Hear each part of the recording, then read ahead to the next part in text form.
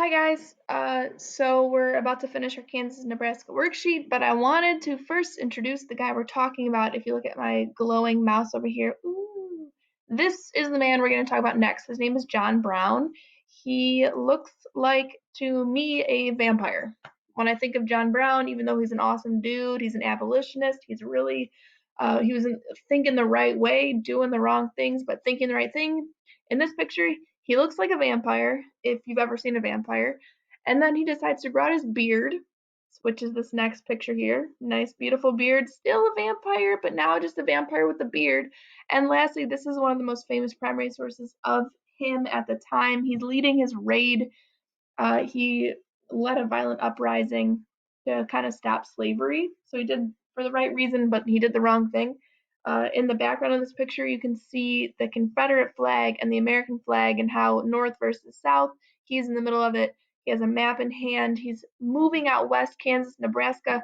In Kansas, you have all kinds of tornadoes. You can see people moving out west with their oxen and their wagons. It really shows what's happening there at that time. So we're going to go ahead and finish up this paper.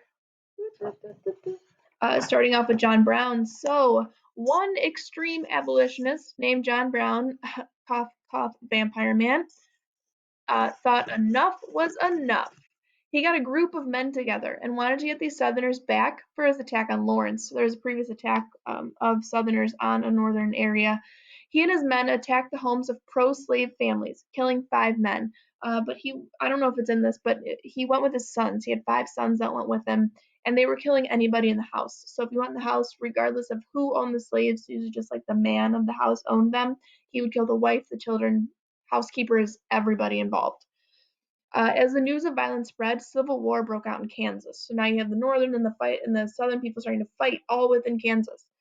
In this case, both sides fighting were people from Kansas and the surrounding area. Later, a civil war will break out that is North versus South in the country. That is going to be our final unit of the school year.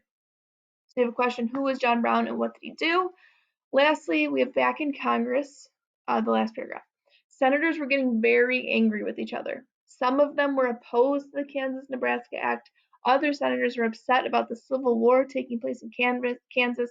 One senator, Charles Sumner, made a speech in Congress. He attacked the pro slavery forces in Kansas and made fun of South Carolina Senators A.P. Butler. When Butler's cousin, Preston Brooks, heard this, he came up to Sumner and started beating him with his cane, literally in the middle of Congress.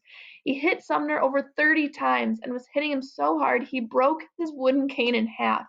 Pictures of his violence made Brooks look like an animal and made Sumner look like an innocent victim, I'm sorry. This event made many people more sympathetic to the North. This also helped the Republican Party gain more supporters. The Republican Party was a new political party that was made up of mostly Northern abolitionists or anti-slavery supporters. So why was Brooks mad at Sumner? What did Brooks do to show his anger?